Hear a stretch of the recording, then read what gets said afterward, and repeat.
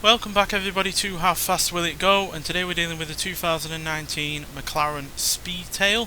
This now has 1,432 horsepower, 1,119 pounds-feet of torque from a 4-litre twin-turbocharged V8 plus a hybrid system. The car itself now weighs 3,131 pounds, has all-wheel drive, and it can now do an mightily impressive 0 to 60 time of only 1.278 seconds. And 0 to 100 in 2.737 seconds, so that's quicker to 100 than some hypercars can even get to 60, so that is monumentally quick. And obviously with it being the Speedtail, aerodynamic efficiency is the main aim of the game.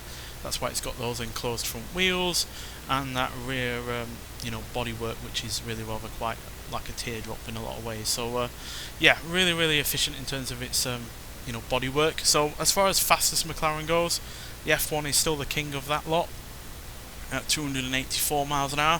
But as far as modern McLaren goes, vehicles go, the P1 is the fastest at 275, and the Artura is the slowest of the lot at 267. So hopefully this is more like the P1 than the Artura. So let's get out there, let's see what it can do.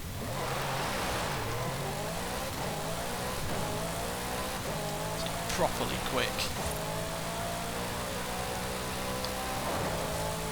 I guess you can kind of expect given all the power it's got, but it's not the lightest of vehicles, so yeah, really wouldn't expect it to be that quick to 60, but it really is. Probably even more impressive in terms of its 0 to 100 time. But there's 270, 272, 273, and more than 274. That is obviously slower than the P1, which surprised about. And that car could not have its rear wing taken away. And obviously this does have two small little wings on the back, as you can see there, but they don't provide anywhere near the level of downforce as the P1s. And we clattered into the back of a Jetta there, unfortunately. Oh dear, somehow I missed a massive pre-runner truck as well. Come on, let's get out of the way.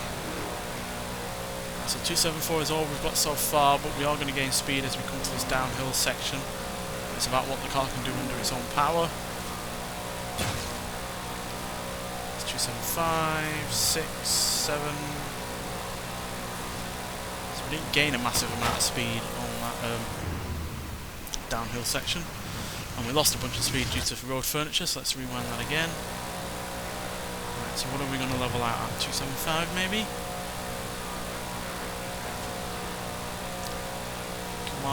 Match the P1 at the very least. I'm going to say 274. It was blipping 275, but it was just not holding it long enough for me to be satisfied with it, unfortunately. So yeah, 274 miles an hour is still pretty good in the main grand scheme of things, and yeah, that is far from the slowest McLaren that we've had, because that is, at the end of the day, 7 miles an hour quicker than the Artura. But it's still well below the likes of the F1s from the 90s, the F1 GT and the F1 standard one as well, because they were 8 mile an hour and 10 mile an hour faster respectively than this one. But it still really handled it really nicely, quite frankly, all of that extra power and speed. And at the end of the day, 274 mile an hour is hardly a slow amount of speed for a car that is, as modern as it is, because quite frankly modern cars do tend to struggle on this series over more classic vehicles.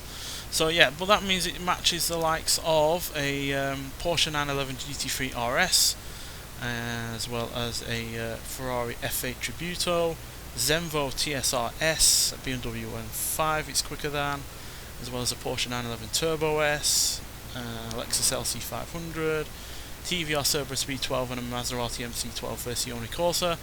While it's not just slightly slower than a P1, but also slightly behind a Ferrari J50, Lamborghini Centenario, a Porsche 718 Cayman GT4 RS, an Aston Martin DBS, and a Bentley Flying Spur of all things, which is hardly the most efficient car in terms of its aerodynamics, but it was able to brute force its way up to 275, whereas this, even though it did hit 275, it just was blipping it too much to really convince me that it could hold it. whereas it was convincingly holding 274 in comparison, so that's why I went for the slightly lower speed. But still, really good car in terms of handling it, and excellent acceleration, really no doubt about that. If you want a car that can accelerate to 100 quicker than most cars can go to 60, then this is the kind of car for you in this kind of upgrade spec. And yeah, it handled all of that extra speed really nicely as well, no issues whatsoever in terms of handling at slower speeds or at the high end speeds as well. So on the whole, a really rather good car, just not quite the quickest that you can get from McLaren. Nonetheless, so thank you for watching, and I'll see you in the next one. Bye.